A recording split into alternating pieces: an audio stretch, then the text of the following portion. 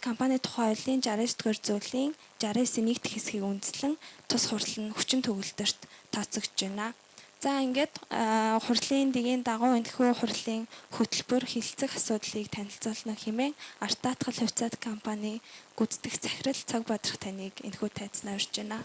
Баярлалаа. За тоолгын комисстай маш их баярлалаа.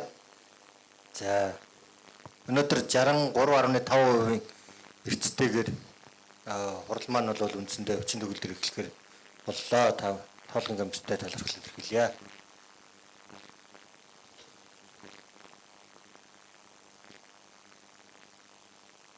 Энэ ажилтгүй.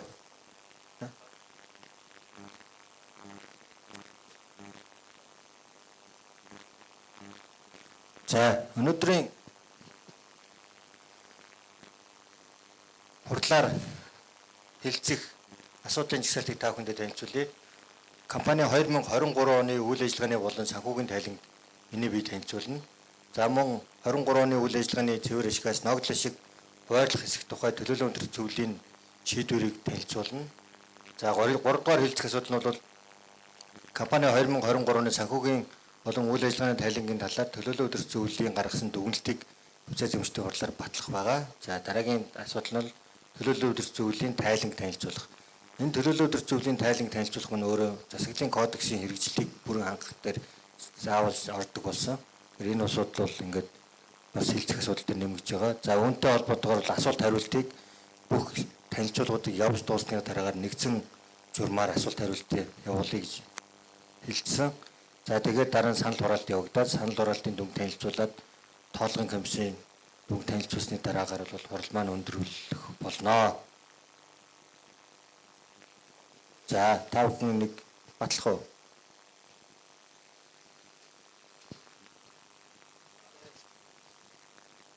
За их баярлалаа.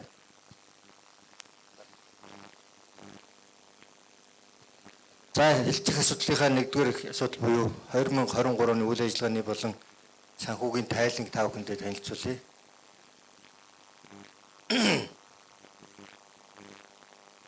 За арт даатгал компани та бүхэн бүгдээрээ мэддэг байна. 1994 оны 3 сарын 22-нд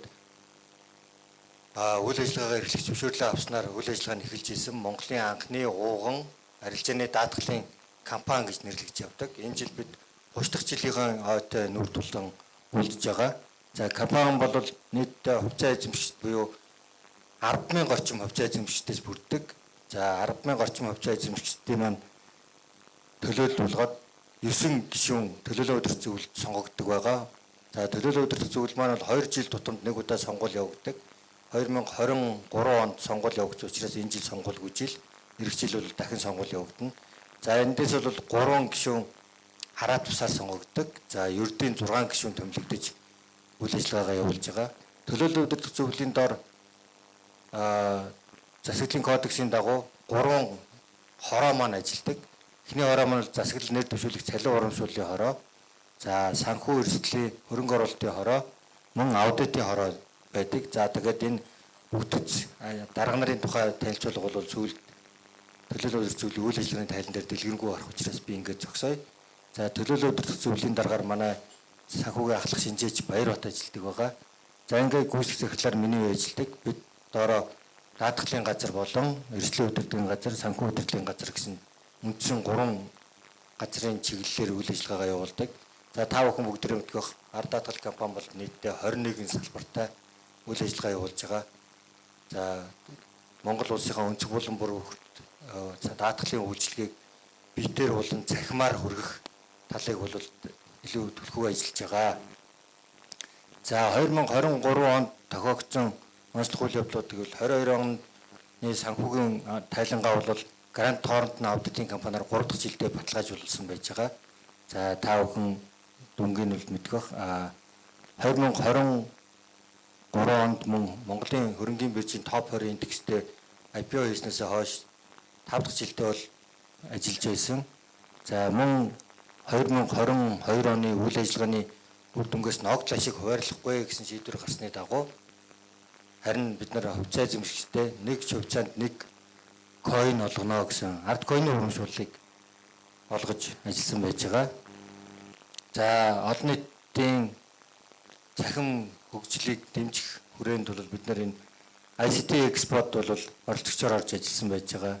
За хувьцаа зэмжтэй хурлаа бол жил болгон замжилттай зохион байгуулад ажилладаг. За дээрэс нь хөрөнгө оруулалт үндэстэн чуулган бол 2023 онд мөн амжилттай зохион байгуулагдсан байгаа. Олон улсад хамтын үйл ажиллагаагаа сайжруулах, за түвшүүдтэйгээ гэрээгээ шинжилэн байгуулах хүрээнд бол олон улсын эрүүл мэндийн даатгалын үйлчилгээ үзүүлэгч MSH China байгууллагатай бол санамж жижигээ сурж хамтын ажиллагааны гэрээгээ сунгасан байгаа. За энэ маань өөрөө дэлхийн 3300 эмнэлгийн сүлжээндээ нэгтгэсэн асар том үйлчлэгээ үзүүлэгч байгууллага байдаг. За мөн хуралдаж үйлдвэрийн танхимын сонгуул болсон. За ард даатгал компани 2 дахь удаага төлөөлөн удирдах зөвлөлийн гишүүнээр сонгогдсон байж байгаа. За өнгөрсөн жил бол бид нар IPO-гоо хийгээд яг 5 жилийн нүүр үзсэн. Энэ хугацаанд бол ямар тоон статистик үзүүлэлтүүдийг гаргаж буй гэдгээр нэг дүгнж хэмжсэн байж байгаа. Нийтдээ бид нар нэг 1300 хувьцаа эзэмшигтэйгээр IPO хийжсэн бол энэ хугацаанд 100000 хувьцаа эзэмшигтэй болж өргөгдсөн байж байгаа. За нийтдээ нэг 3.8 тэрбум төгрөгийн ноогдол ашиг хувьцаа эзэмшигчтэй тараасан байж байгаа. За дээрээс нь 32.5 тэрбум төгрөгийн нөхөн төлбөрийг хувьцаа эзэмшигчтэй олгож ажиллажээ гэсэн нэг ийм дүр зураг бол ажиглагдсан. За ард даатгал компани бол цаашдын хөгжлөө бол мэдээж цахим даатгал, цахим хөгжлийг үл тэргүүлэх үйлчлэгээ үзүүлэгч байгууллага болохын төлөө зорж ажилладаг. Үүнийхээ хүрээнд бол бид нар жолоочийн хариуцлагын албан журмын даатгалыг ард аппликейшн дээр оруулж өгсөн байж байгаа. Одоо ингээд бас та бүхэн вебсайт болон ард аппаа ашиглан хэн нэгний оролцоогүйгээр шууд өөрийнхөө даатгалыг хугацаа дуусгах өдөр нь сунгаад ажиллах буюу боломжоор бол бүрэн хангагдсан байж байгаа. За мөн нөхөн төлбөрийн материалыг ард апп болон вебсайт, Facebook ашиглан шууд маш хурдтайгаар илгээх боломжийг бол бүрдүүлж өгсөн. Энэ нь бол мэдээж та бүхэн мэдэх дотор өдөө орон нутагт суугаа хаслагдсан орон зай цаг хугацаанаас үл хамааран манай харилцагчид бол нөхөн төлбөрийн материалыг түргэн шуурхай илгээж шийдвэрлэх ийм боломжоор бол хангаж өгсөн байж байгаа. За олон улсын эрүүл мэндийн даатгал дээр бол энэ ковидын даатгалыг бол хамрах хэмжээ үр дүнг нь бол нэмэгдүүлж өгсөн зэрэг амжилттайгаар үйл ажиллагаа явууллаа. За бидний голлох үзүүлэлтүүд маань бол энд харагдаж байна. Та бүхэнд бол дараа нь санхүүгийн тайлбар болон орлого үр дүнгийн тайлангаа дэлгэрэнгүйгээр танилцуулах болно. 2021 онд бид 34.8 тэрбум төгрөгийн нийт хөрөнгөтэй өөрийн хөрөнгө маань 18 тэрбум төгрөг гэсэн бол 23 онд нийтдээ 44 тэрбум төгрөг болж 22 оны мөн үеийнхаасаа бол нэг 24 орчим хувиар өссөн үзүүлэлттэй ажилласан. За өөрийн хөрөнгө маань бол 18.2 тэрбум болж нэг 10 орчим хувиар нэмэгдсэн байж байгаа. За орлого тооцсон нийт хураамж нөөц маань нэг 17.8 тэрбум байна. За нөхөн төлбөрийн нөөц зам бол 4.5 тэрбум болж өнгөрсөн 2022 оныхоос бол нэг 52 орчим хувиар бол нэмэгдсэн зүйлтэй байгаа. За нийт хураамжийн орлого нийтдээ бид нэг 32.4 тэрбум төгрөгийн хураамжийн орлоготой ажиллаж чадсан 2023 онд. Энэ маань өнгөрсөн жилийн 22 оныхоо хугацаатай харьцуулах юм бол нийтдээ нэг 45 орчим хувиар өсгөн нэмэгдүүлсэн. За цэвэр хураамжийн орлого маань өөрөө нэг 26 орчим тэрбум төгрөг буюу 47 хувиар нэмэгдсэн юм үзүүлэлттэй байж байгаа. За нийт нөхөн төлбөр бол харин 14.1 тэрбум орчим төгрөгт хүрсэн байж байгаа. 14.1 тэрбум төгрөгийн хоо 8.3 тэрбум төгрөг нь бол бид өөрсдөө хариуцсан ажилласан. За үлдэх дүн нь бол гадаадын давхар даатгалын компаниуд болон буруутай этгээдүүдээр нөхөн төлөвлөж ажилласан гэсэн үг.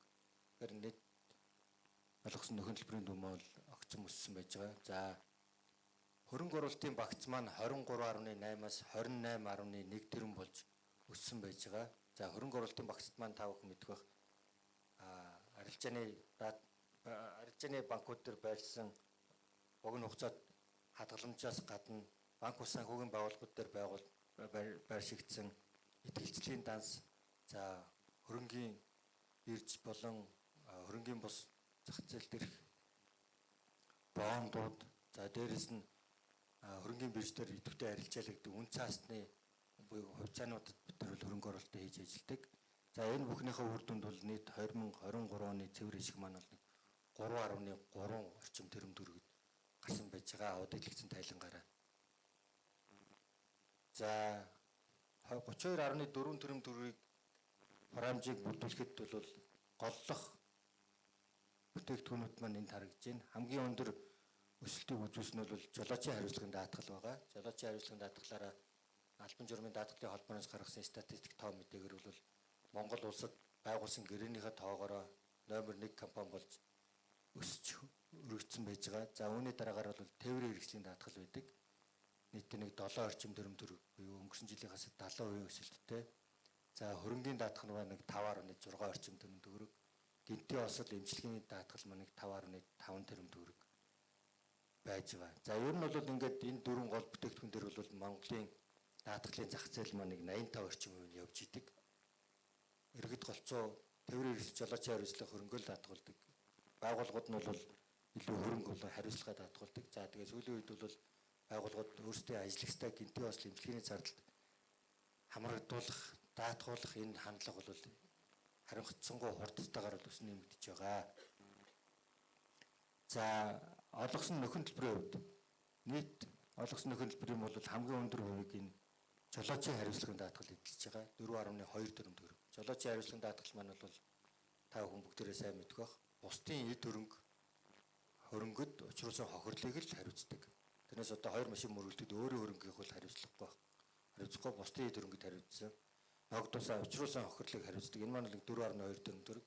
Замын нөхцөл байдал, халтаргаа, гулгаа, за ялангуяа Монгол улсын цаг өвөл их хүйтэн болдог халтаргаа гулгаа ихтэй байдгаас шилтгаалаад бол энэ бол удирдлагын шин чанартайгаар 10 сарын сүүлээс эхлээд 4 сарыг дуустал бол нэлээд өндөр дүнтэй явдаг.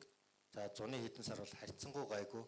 Гэхдээ л бас одоо сүүлийн үед бол энэ зах зээл дээрх бараа сэлбэгийн материалын үнийн өсөлт, ажил үйлчилгээний үнийн өсөлттэй уялдаатайгаар бол энэ дүн бол эрчимтэй өсөж байгаа юм байгаа. За дараагийн том ослын шалтгаан бөгөөд нөхөн төлбөр гардаг бүтээгдэхүүн бол энэ тээврийн хэрэгслийн даатгал байгаа.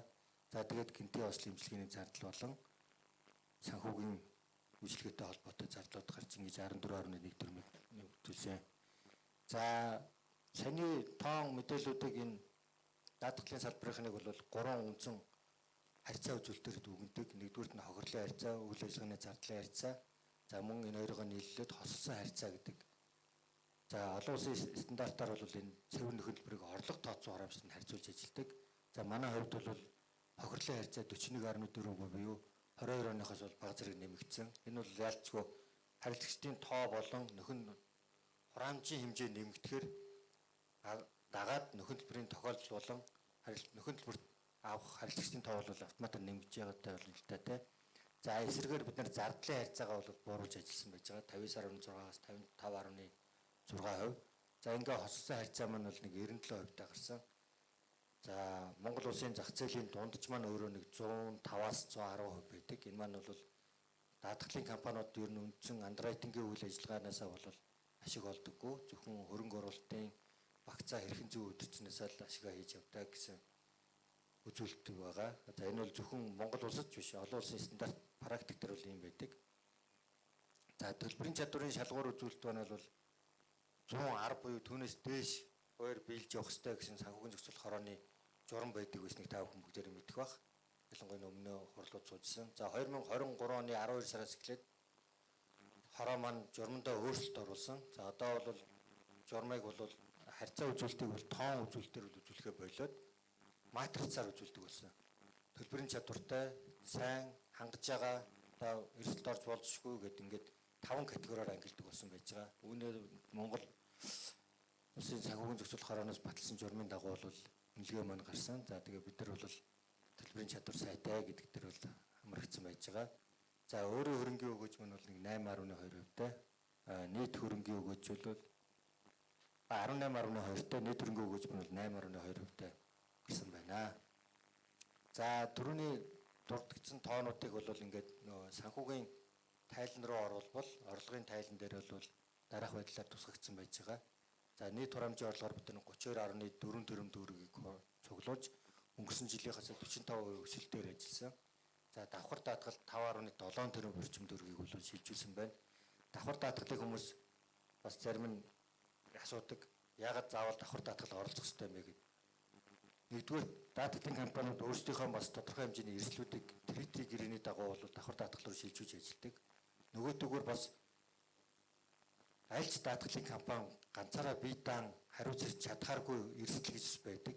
Жишээлбэл нэг онгоц байлаа гэхэд тэр маань өөрөө 20-30 сая долларын үнэтэй 20-30 сая долларын эрсдлийг хөлөөд Монголын даатгалын компани дангаараа хариуцах боломжгүй учраас зайлшгүй давхар даатгалын компани руу хамтарч шилжүүлж ажилладаг ийм зүйлүүд байдаг. За дээрэс нь факультет гэрээний дагуу тусгайлсан ганцны хөрөнгүүдээр бол давхар даатгалын гэрээнүүдийг байгуулж ажилладаг байж байгаа. За буцаасан даатгал бол нэг 830 орчим сая төгрөг байна.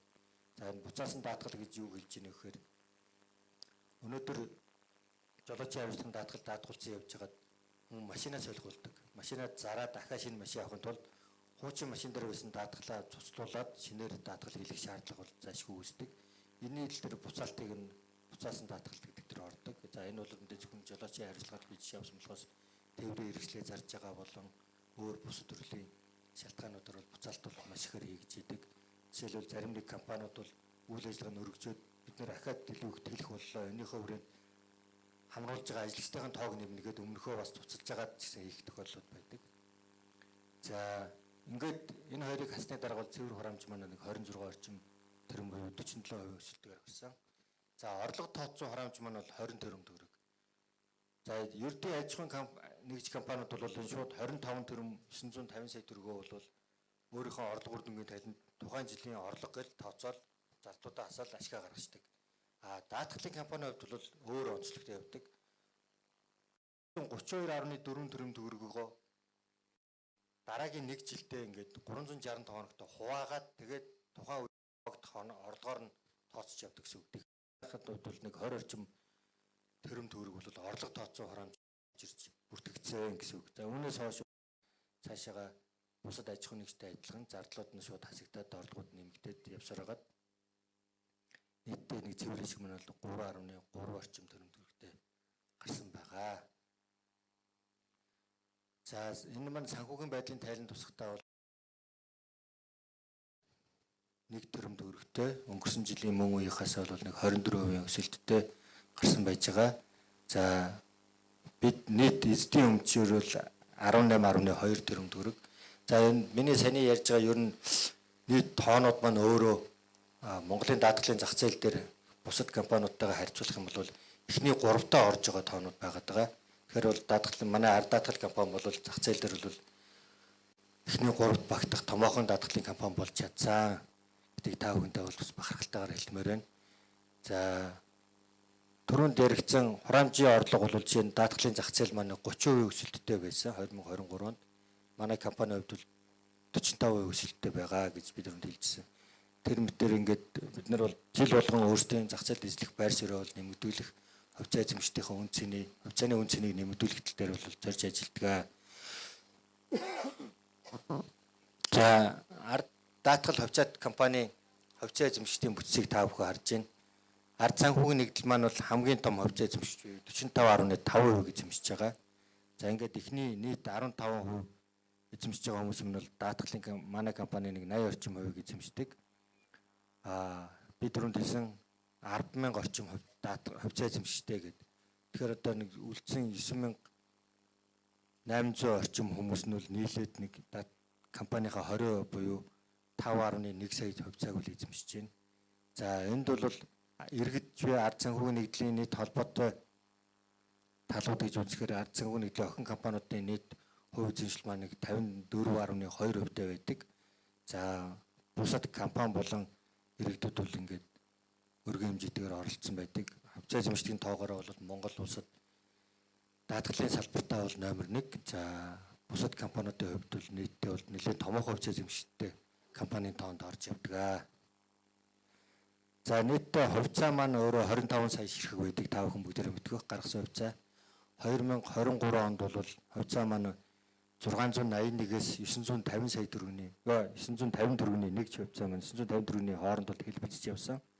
За 2023 оны 12 сарын 31-ний байдлаар бол нийтдээ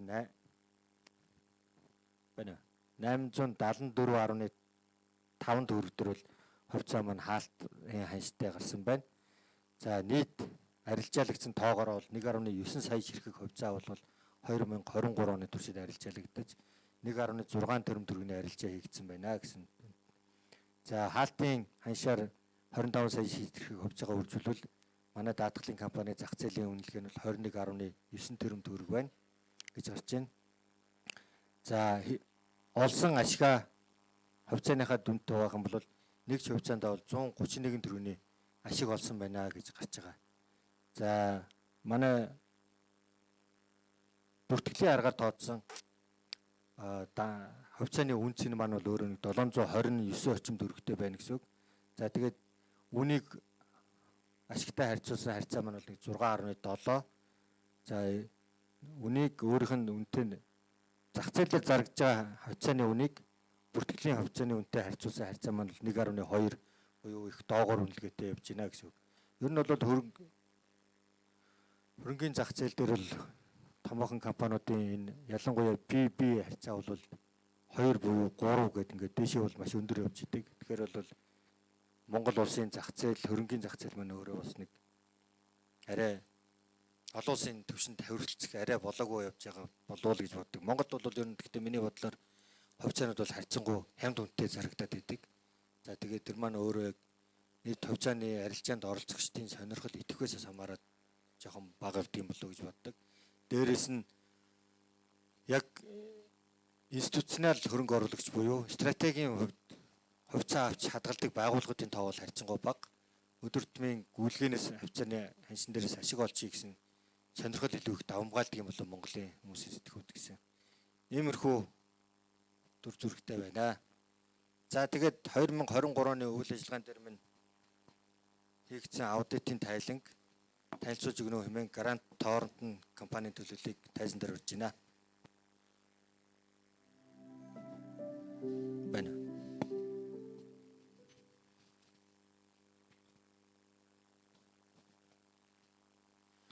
Нэг.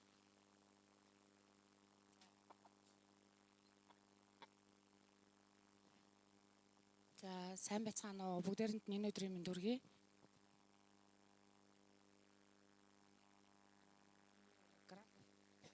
Нэг Грант Торрентон аудитын аудитор Гамболдын Сарвал сайхан гэж юм байна. За бид 23 оны даатгал компани 23 оны тайланд, санхүүгийн тайланд хөндлөнгийн аудитын үүргээр ажилласан. За манай Грант Торрентон аудит нь болохоор дэлхийн 100 оч гаруй улс оронд бүртгэлтэй үйл ажиллагаа явуулдаг. Зөвлөх үйлчилгээ, аудит, баталгаажуул, татврын үйлчилгээ үзүүлдэг. International Грант Торрентон International-ийн гишүүн байгууллага байгаа. За 2019 оноос эхлэн гишүүнчлэл бүртгэгдэж үйл ажиллагаагаа явуулж байгаа. Компани аудитын салбарт эрхэлсэн үйл ажиллагаа бол 25 жилийн түүхтэй тим компани байгаа. За бид аудитынхаа ажлын цар хүрээг тодорхойлох, за илрүүлсэн асуудлын дүн шинжилгээ хийх зорилгоор материалын байдлыг авч ашиглаж ажилладаг. Энэ нь болохоор тайланд хугацаанд нийт орлогын 2%, нийт хөрөнгийн 1% математик, арифметик дунджаар 545 сая төгрөгийн материалыг бүрдүүлж ажиллаж байгаа. Авч ажилласан. За тэгээд аудитын ажлыг бол нийт 43 хоногт 7 хүний бүрэлдэхүүнтэйгээр авч ажилласан. Хэрэгжүүлсэн томоохон горимлон сорилын хүрээнд бол нөлөөлөл бүхий томоохон тооцооллуудыг давтан тооцоолох. Хоёрдугаарт нь бол дотоод хяналтын зохистой байдлыг авч үнэлэх. Холбогдох анхан шатны баримт материалыг иж бүрдлэгийг шалгах зэрэг ажлуудыг бол томоохон ажлаар авч үзсэн. Хийж үүсгэсэн. За аудитын баг нь бол гэрээт ажлын партнер, чанарын хяналтын партнер, аудитын менежер, багийн ахлагч аудитор, гишүүн 2 гишүүн аудитортай, актуарч, хөндлөнгийн актуарчтай гэдэг ингээд нийтдээ 7 хүний бүрэлдэхүүнтэй баг ажилласан байгаа. За та бүхний харж байгаачлан аудитын дүгнэлтийг бол эерэг дүгнэлт буюу одоо стандарт дүгнэлт өгсөн. Тухайн аудитын үйл ажиллагаанд бол онцгойлох асуудал нь сангийн сайдын 132 дугаар тоо тушаалаар батлагдсан дүрм журам арга аргачлалын дагуу одоо хангаж ажилласан эсхийг нь тодруулж тайлгнасан. За зохистой харьцааны хувьд болохоор даатгалын компанийн хувьд энэ жилиг бол арай онцлог байдлаар энэ жилээс эхэлж зохистой харьцаагаа тооцож эхэлсэн. За энэнийхээ бол 2 дугаар түвшинд буюу зохистой харьцаа бол хангалттай зохистой харьцаатай байна гэсэн дүгнэлтийг бол өгч ажилласан аудитын дүгнэлтэндээ.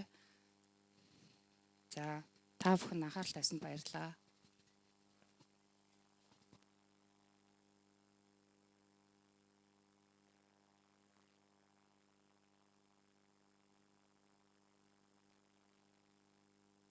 За тайлан тавьж өгсөн аудиторуудаа баярлалаа. За тэгээд дигийн дагуу хэлцэх асуудлын 2 дахь асуудал болох ногдол ашиг хуваарлах тухай төлөөлөл өдөрт зөвлөлийн тогтоолыг та бүхэндээ танилцуулъя. Арилжааны хөрөнгөний биржээр бүртгэлтэй хувьцаат компаниуд бол санхүүгийн жил дууснаас 50 хоногийн дотор ногдол ашиг хуваарлах эсэх тухай шийдвэрээ гаргах шаардлагатай байдаг хуулийн дагуу. За тэгээд энэ маань бол нэгсэндээ 2 сарын 19-наас өмнө гаргасан байх шаардлага байдаг. За ард даатгал компани төлөөлөл өдөрт зөвлөл 2024 оны 2 сарын 8-ны өдөр хуралдаад ногдол ашигын хэмжээнд нэг живцаанд 30 төгрөг буюу нийтдээ 700 сая төгрөгийг 50 сая төгрөгийг ногдол ашиг болгонд хараая гэсэн шийдвэр гаргасан байж байгаа. За олох хугацаа бол 4 сарын 30-ны дотор гэж дараа нь биднээс өөрчилсөн.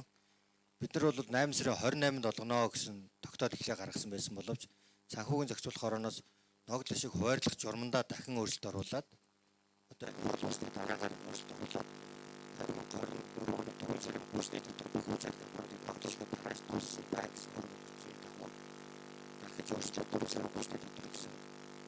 За яг өнөөдрийн байдлаар бол үнцаасан төлөвсөн хэмжээтэй гэрээ байгуулах шатны хэмжээ үнцаасан төлөвсөн хэмжээтэй гэрээ байгуулаад яг заазамжтай ханц ихсалтыг үлдээжтэй дуулах мэдээлэлсний дараа харин мэдээлэлсний дараа харин аудиошн хаан үнцаасан төлөвсөн хэмжээтэй суулж чаддаг байна. Тэгээд өнөөдөр гэрээ байгуулаад энэ баталгаатууд хэдүүл тасан чинь орж ирэх юм байна. Ийм ажлаад ятуу зайд гэж бид өргөрөж үзэж баярлалаа.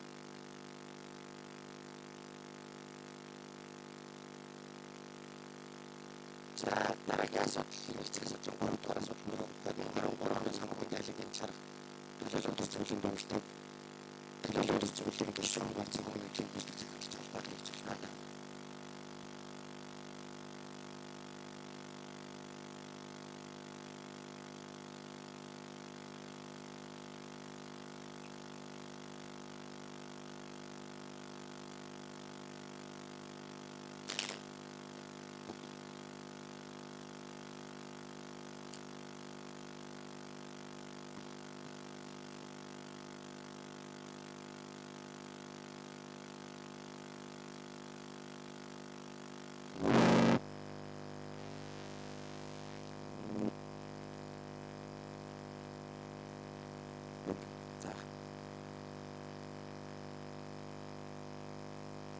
За жил болгон төлөөлөл өдөрт зөвлөл маань компанийн үйл ажиллагаанд хангалттай үйл ажиллагаа болон санхүүгийн үр дүнлэлт байгаа. 2023 оны үед бол даатгалын зах зээл үнийн өсөлт байгаль орчны гинтийн гайхамшиг төзөөлөлтөөр уялдан хөдөлмөрийн тоо дүн өссөн хүндрэлтэй жил байсан. Гэсэн хэдиж даатгал хувьцаат компани маань өөрсдийн нөөц боломжийг ашиглан хураамжийн орлогыг өнгөрсөн оны мууяас 45% өсгөж төсвөөс 30% дагуулсан нийт 32.4 тэрбум төгрөгийг өргөжлүүлж болсон харьцаа маань 97% гарсан байна. Өөрөөр хэлбэл даатгалын үйл ажиллагаа маань ашигтай гарсан байна гэсэн үг. Хөрөнгө оруулалтаас гадна. За ингэснээр цэвэр ашиг маань 3.3 тэрбум төгрөгт хүрч ажилласан байна. Талент донд жолоочийн хариуцлагын албан журмын даатгалт зах зээл тэргүүлэн ажилласан төдийгүй ардаа тус даатгалыг нэвтрүүлж төрийн үеийн хөгжлийн хамтын ажиллагаа, эрүүл мэндийн байгууллагуудтай хамтын ажиллагааг өргөжүүлэн бүхэн төлбөрийн үйл ажиллагааг захимжуулах зэрэг цоошин боломжуудыг зах зээлд бий болгон ажиллаа. Тэгэхээр та бүхэн одоо ардаа басаа албан журмын даатгалаа бүрэн захин байдлаар хийх боломжтой нэмээд бүхэн төлбөрөө одоо ардаа бараа хэмжээлж бүхэн төлбөрөө захин байдлаар авах боломжтой болсон байгаа шүү. За ингээд тузан гүйцэтгэх хөдөлгөөн хэрэгжүүлсэн ажлын үр дүн бизнес төлөвлөгөөний гүйцэтгэл сэтгэл хангалуун байгаа ба компани 2023 оны үйл ажиллагааны болон санхүүгийн гүйцэтгэл хангалттай гэсэн дүгнэлтийг өгч байна. Батлах. Энэ саяны дүгнэлтийг хэдүүлээ батлах хэрэгтэй байгаа шүү. Яг офиц эзэмшлийн хурлаас гарч байгаа өнөөдрийн ганц шийдвэр гэсэн. Тэгэхээр санал асуулга. За тогтоол нь энэ байна. Тогтоолын мэржлийн үйл компани 2023 оны санхүүгийн болон үйл ажиллагааны тайлбарын дүгнэлтийг батлах тухай гэдэг. Компани тухай хуулийн 76 дугаар зүйлийн 76-гийн 1.11 төлөөлөл удирдах зүйлийн 2024 оны 4 сарын 15-ны өдрийн ээлжид хурлын шийдвэрийг тус үндэслэн тогтоох нэг Грант Торонто аудит ард даатгал компани 2023 оны жилийн эцсийн санхүүгийн тайлан хийсэн аудитын дүгнэлтийг хүлээн зөвшөөрсөн байна. 2. Компани 2022 оны үйл ажиллагаа болон 2023 оны гэж хэвчтэй энэ дээр алдах шууд тогтоол дээр компани 2023 оны үйл ажиллагаа болон санхүүгийн тайлан хангалттай гэж дүгнсэн байна. 3. Тогтоолын хэрэгжилтийг хангаж тайлангийн нүгэлтийг хувьцаа эзэмшлийн ээлжид хурлаар танилцуулахыг хурал зохион байгуулах комисс дарга болох гээд цог бодрогт даалгасгүй. За энэ тогтоолоо батлах үед үлээ. Аль нь зөв үү?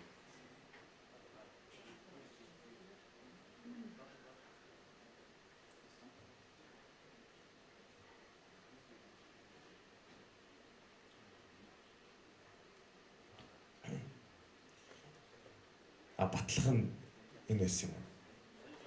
За. Дахиад уншиж уучлаарай. Ард даатгал ХК-гийн төлөөлөл удирдах зүйлийн дүгнсэн 2023 оны үйл ажиллагааны болон санхүүгийн тайлан авсгалтаар баталсгаа гэд миний саяны уншсан дүгнэлтийг хэдүүлээ баталж байгаа юм шүү.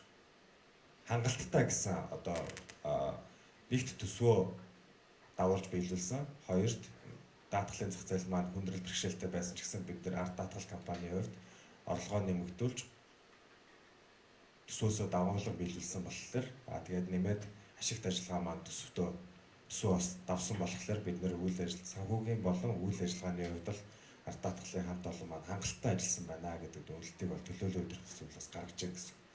Энэ дүгнэлтийг хэдүүлээ одоо батлах хэрэгтэй байгаа. Тэгэхээр гараа өргөчгүй те. Санал хураалт бол эхэлсэн байгаа. За баярлалаа. За тэгэхээр дараагийнх нь төлөөлөл удирдах зөвлөлийн үйл ажиллагааны тайлбар байсан үү те. За бас төлөөлөл удирдах зөвлөл маань 2023 онд юу хийв гэдгийг та бүхэнд бас би товчхон харуулъя. Ард даатгал компани маань хувьд бол төлөөлөл удирдах зөвлөлүүд маань энэ слайдн дээр энэ танилцуулга дээр гарч байгаа бүрэлдэхүүнтэй байгаа. Төлөөлөл удирдах зөвлөлийн дарга нь бол од баяр гишүүн. За ердийн гишүүдээс гэвэл Уянга, Золбоо, Цог Бадрах, Оргил, Ганзөрөг гэсэн ердийн гишүүдтэй хараат бус буюу жижиг хувьцаа эзэмшдэг эрх ашиг хамгаалах, жижиг хувьцаа эзэмшдэг болон олон нийтийг төлөөлөх хамгийн гол зорилготой байдаг. Хараат бус гишүүд маань бол ариун, бэлгээ, болорч юм гэсэн ийм 9 хүний бүрэлдэхүүнтэйгээр бол бид нар 2023 онд ажилласан байна. 2023 оны үед бол бид нэр 5 удаа ээлжид бус сурлыг хийж 2 ижнээ санал хураалтыг зохион байгуулж нийтдээ 7 удаа бол хуралдсан байна. Ингэхдээ 25 асуудлыг бол одоо шийдвэрлсэн байна. За онцлог шийдвэрүүдийг та бүхэнд танилцуулбал энэ баруун талын хэсэгт танилцуулсан байна. За эхнээс нь би товчхон уншаа авчаа. Хувьд эзэмшсэн урамшууллыг олгох тухай гэдэг сая Цог Бадрах захирал өөрийнхөө үйл ажиллагааны тайлбарт дурдсан. Хувьцаа эзэмшлийн ээлжид хурлыг занлан хуралдуулах тухай 2022 оны аудитлагдсан тайланг дүгнэж төлөөлөл удирдах зөвлөлийн дүгнэлтийг гарган батлах тухай гэдэг энэ өмнөх жилийнхэн шүү те бид нар 23 онд гаргасан ажлууд гэсэн.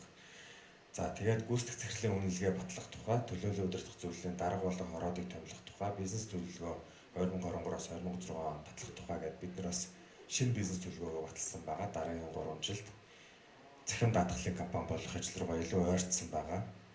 2024 оны компанийн төсөв төлөвлөгөө батлах тухай, хөрөнгө оруулалт, давхар даатгалын төлөвлөгөө батлах тухай, компанийн засаглалын сайжруулах, компанийн засаглалын кодексийг хэрэгжүүлэх хүрээнд холбогдох журмуудыг шинээр болон шинжилэн баталсан байна. Тэгэхээр төлөөлөл удирдах зөвлөлийн хувьд бол дараах гол шийдвэрүүдийг 2023 онд гаргаж ажилласан байна. За хороодын хувьд гэвэл 3 хороод хуваагдаж ажилладаг. Эхний хороо бол засаглал, нэр дэвшүүлэх, цалин урамшууллын хороо байгаа. Хараат бус гишүүн маань бол одоо хорооны дарга байх ёстой байдаг хуулийн шаардлагаараа. Үүнийхээ өрөөнд бол болор чимэг хараат бус гишүүн маань бол хорооны даргаар ажилладаг. Ганц зориг, ариун, Батцэнгэл ганц зориг, ариун гэсэн гишүүд нэмэгдэж ороод 3 хүний бүрэлдэхүүнтэйгээр бол тус хороо 2023 онд ажилласан байна. Хорооны нарийн бичгийн даргаар бол компани санхүү гэсэн захирал Батцэнгэл ажилласан байна. За тэгээд 3 удаагийн ээлжид бус сурлаар 12 асуудлыг хэлэлцсэн байна. Гол асуудал маань мэдээж яг энэ хорооны гол зорилго болох төлөөлөл өдөрт зөвлөлийн үнэлгээ болон гүйцэтгэх захирлын үнэлгээ одоо хэлэлцэж одоо санал зөвлөмжөө бол төлөөлөл өдөрт зөвлөл рүү оруулсан байна. За дараагийнх нь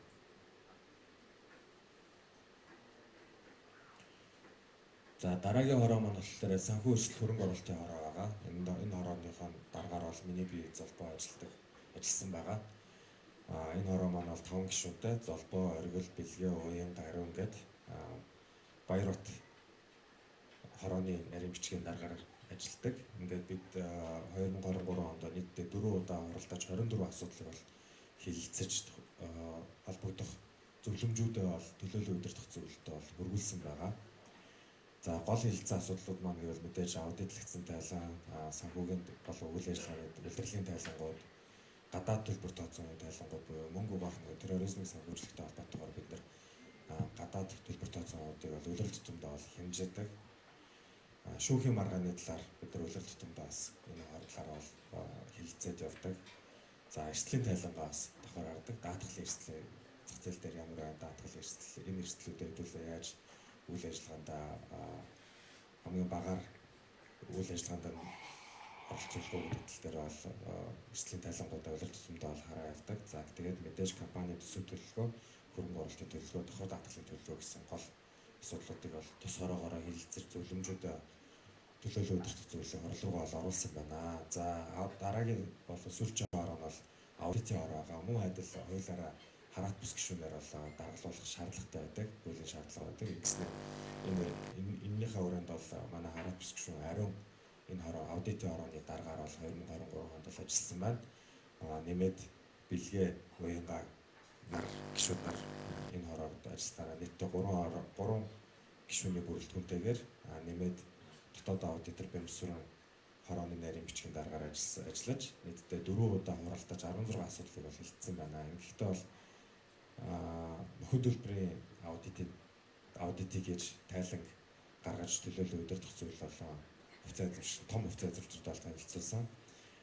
Хүний нөөцөд хийсэн аудит, хөндлөнгийн аудитын дүгнэлтийг бас авч хэлэлцсэн. Давхар даатгал хийсэн аудитын тайлан, борлуулалтын гэрээнд хийсэн аудитын тайлан, гэрээний бүртгэлд хийсэн аудитын тайлан, санхүүгийн үйл ажиллагаанд хийсэн аудитын тайлан, орон нутгийн салбарууд хийсэн аудитын тайлан гэдэг үйл ажиллагаа болон санхүүжилтаа маш өргөн дэлгэр аудитыг бол хийж 2023 онд тус хорооноос бол өдөртөн зохион байгуулсан байна. За ингэснээр бас мэдээж бид нар компани засаглалын кодексын хувьд бол төсвийнхаа үйл ажиллагааны төсвөө бас хувьцаа зуршилтынхаа хурлаар бол танилцуулах зохистой байдаг. За ард даатгал хувьцаат компани маань хувьд бол төлөөлөл удирдах зөвлөлийн гишүүдийн цалин маань бол сардаа нийтдээ 10 сая, нийтдээ жилдээ бол 121 сая төгрөг болж гэрсэн байна. Энэ хурлыг зохион байгуулахтай холбоотойгоор эсвэл өнгөрсөн жилийн хурлаа цогцолглаа. Энэ хурал зохион байгуулах гэдэг нь нийт бүтэн жилийн хурлын зохион байгуулах зардлаатай төсөн маань бол 10 сая төгрөг байсан. Нэмээд төлөөлөл удирдах зөвлөлийн гишүүд маань бол эрүүл мэндийн даатгалаа бас давхар хийлгэрсэн байдаг. Энэ маань бол нийт төсөв нь бол 43 сая болж нийт зардал нь нийт төлөөлөл удирдах зөвлөлтөд холбоотой зардал маань бол 174 сая төгрөг болсон байна. За тэгээд төлөөлөл удирдах зөвлөлийн гишүүдэд урамшуул буюу эрүүл мэндийн хамруулах нөхцөл төлөөлөл удирдах зөвлөлийн гишүүдийн өөрийнхөө үнэлгээ 30%-аас дээш байх.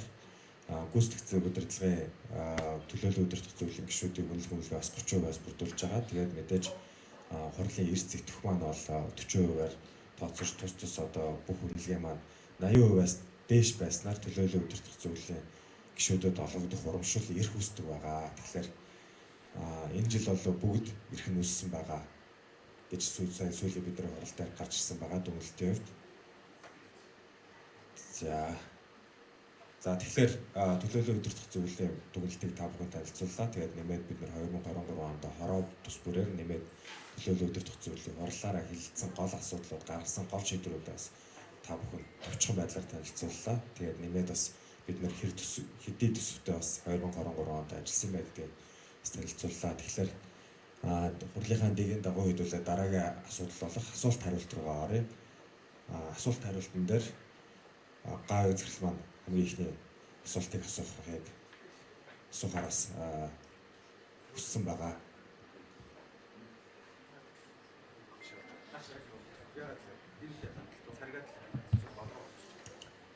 Юу за тэгвэл заавал нэг асуулт асуух хэрэгтэй бол нэг асуулт асуучих юу. Манайхан бүгдээрээ сайхан аварч байна уу? Ажил нь сайн байна уу? Хуралдаа ирсэнд баярлалаа. Тэгээд түрүү нэг тайлан дээр шүү дээ. Чи нэг тодтол хийгээч цогоо. Тэр нэг 200 сая төгрөгийн татвар буцаад нэмэгдсэн байсан шүү дээ. Ашиг чинь нэмэгдээд. Тэр чи ямар учиртай юм байсан юм бэ гэдэг. Манайхан бүгд гайхсан байж магадгүй. 3-4 төгрөгийн ашиг хийгээд 200 сая төгрөгийн ашиг буцаад нэмэгдсэн байсан шүү. Тийм үү?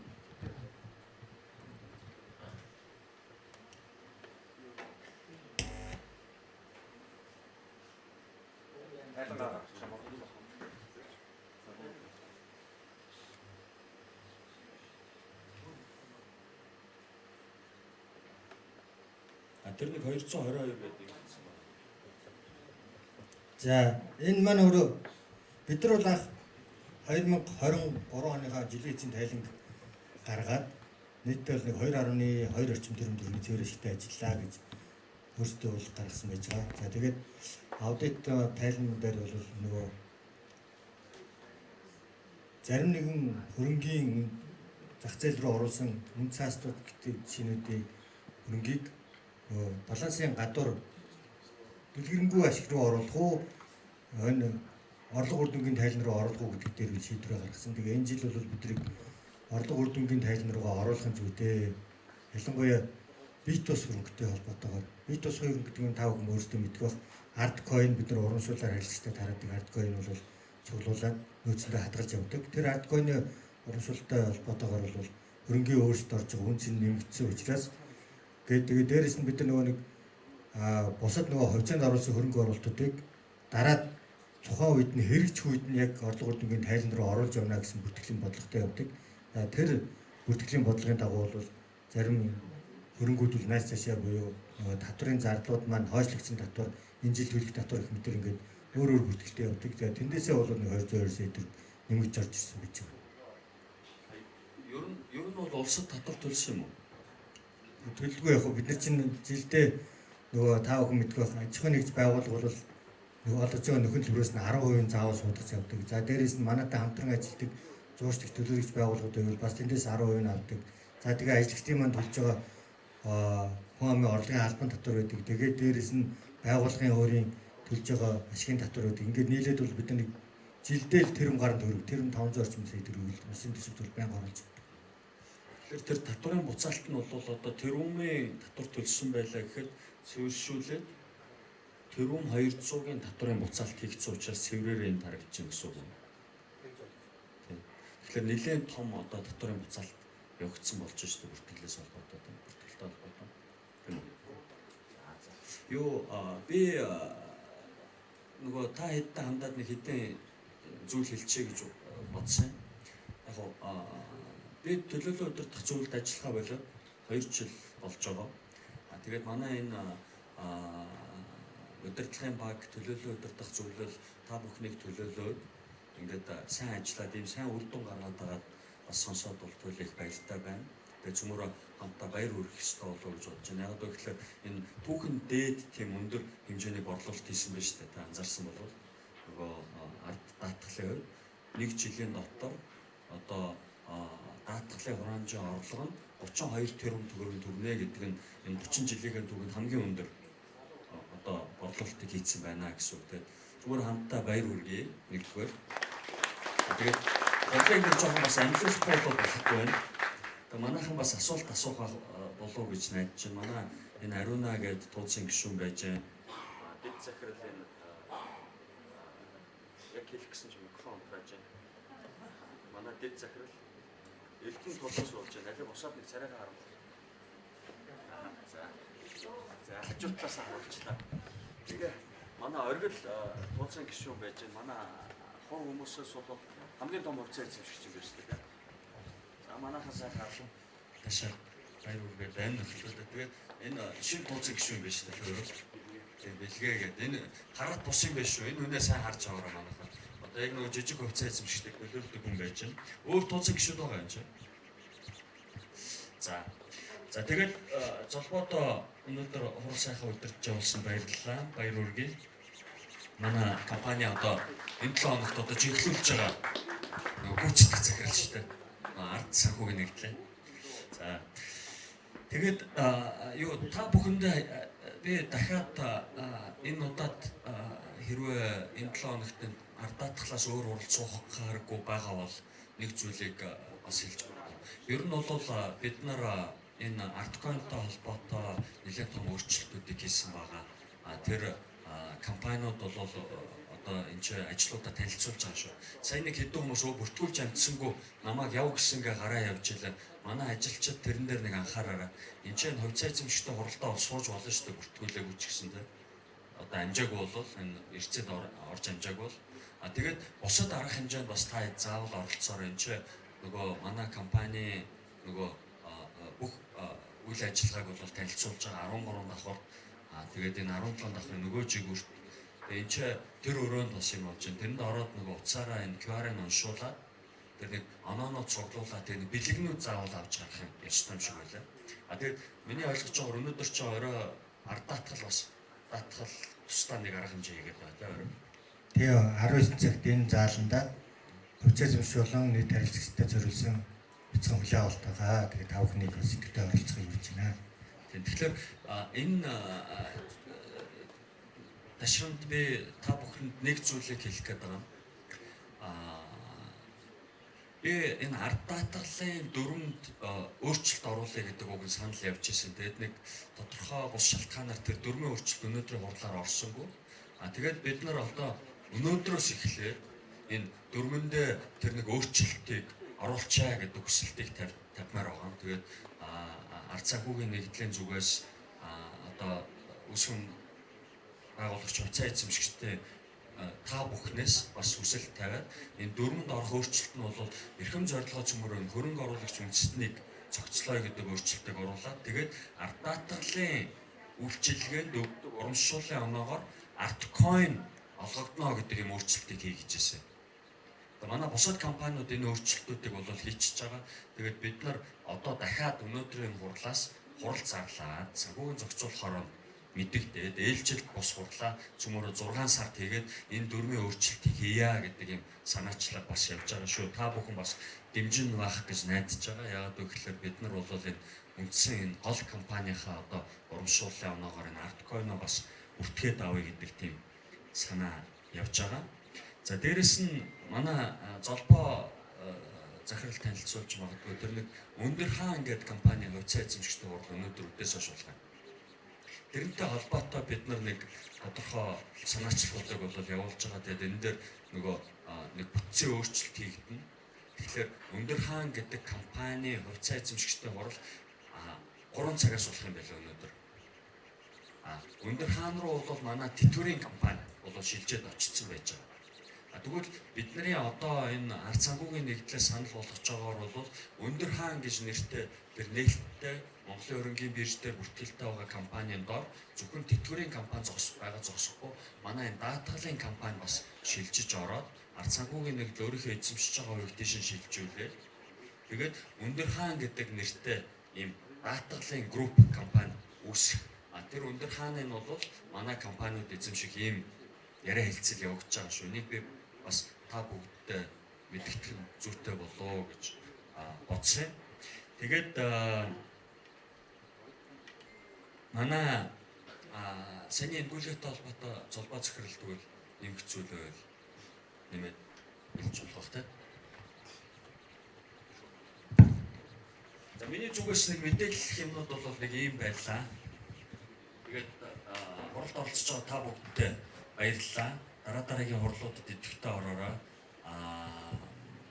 Манай компани хувьцаанууд одоо хамгийн ёроолтой болсон байгаа шүү. Сая нэг зүйлийг нэмээ хэлэх юм мартчихсан. Эхний улиралд нэг тайлан байгаа юм чинь. Баггүй. Зүгээр нэг гой мэдээ бас хуваалцчих болно шүү дээ. Хуцаа зүг шүү дээ. Эхний улирлын тайлангийн нөгөө гүйлгээ танаас чи 14 төгрөг борлуулалтаа цэг. За. Хөдөө захирлын өсөлтийн дагуу 2024 он гарсаар бид бас даатгын үйл ажиллагаа маань нэлээд өргөжлөлттэй хэмжээлтэй явж байгаа. 2023 оны 1-р улирлын эцсийн байдлаар бид нэг 5.6 тэрбум төгрөгийн хураамжийн орлоготой ажиллаж исэн нь бол энэ оныхоо нэгний улиралтай бол нэг 11 орчим тэрбум төгрөгийн хураамжийн орлоготой ажиллаж байгаа. Тэгэхээр ер нь бол энэ жил бид нэг 35 тэрбум төгрөгийн хураамжийн орлоготой ажиллах төлөвлөгөөтэй байсан бол энэ төлөвлөгөөнд удахгүй хүрнэ гэдэгт бол итгэл дүүрэн байгаа гэдгийг та бүхэнд болгох таатай байна.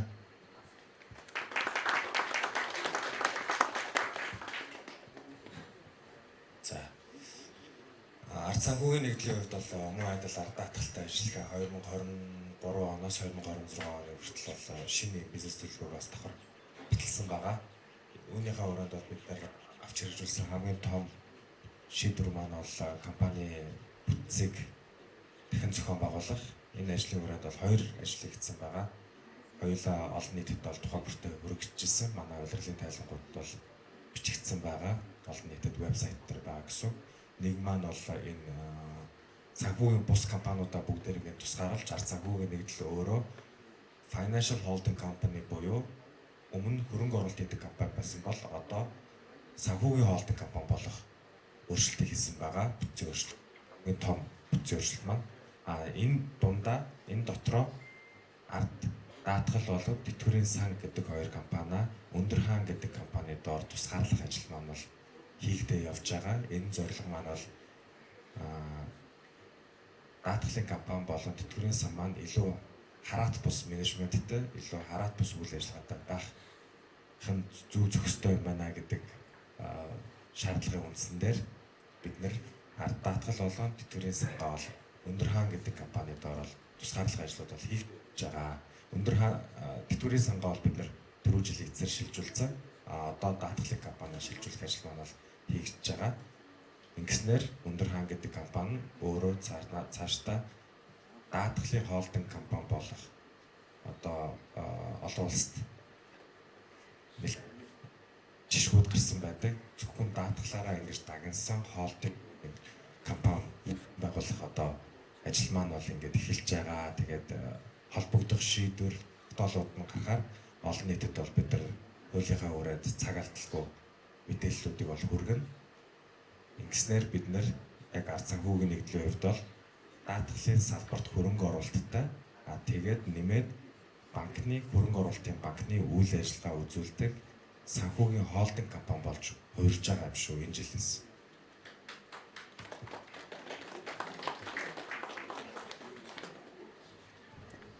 За хүндэт зочдтой баярлалаа.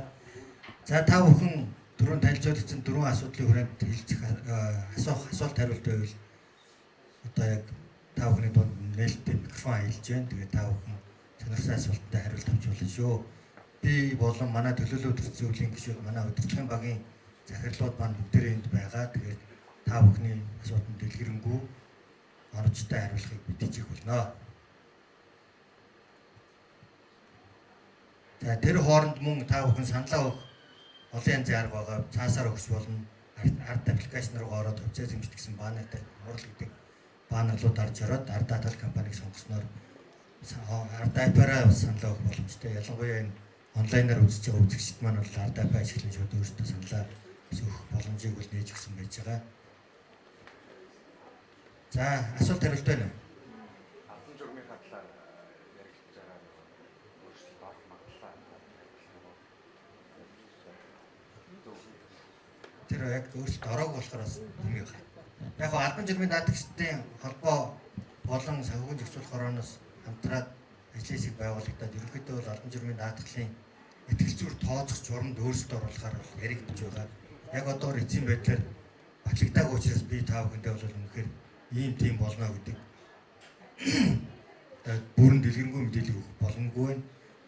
Ер нь бол машины одоо хүрдний байрлал баруун зүүнээс хамаарат ихтгэл зүйр тооцох дүнд нь өөрчлөлт орохоор байгаа. Бас машин маань өөрөө урдаа хар хайрцагтай юу, хар хайрцаггүй юу гэдгээс хамаарат бас ихтгэл зүйр нэмэгдэж харагдахаар байгаа.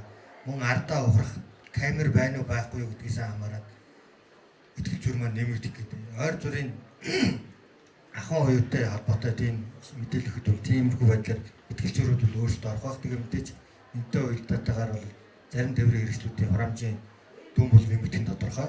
Тэгэхээр бол энэ дээр бол зах зээл маань бол эргээр хүлээж авна гэдэгт л найдаж байгаа.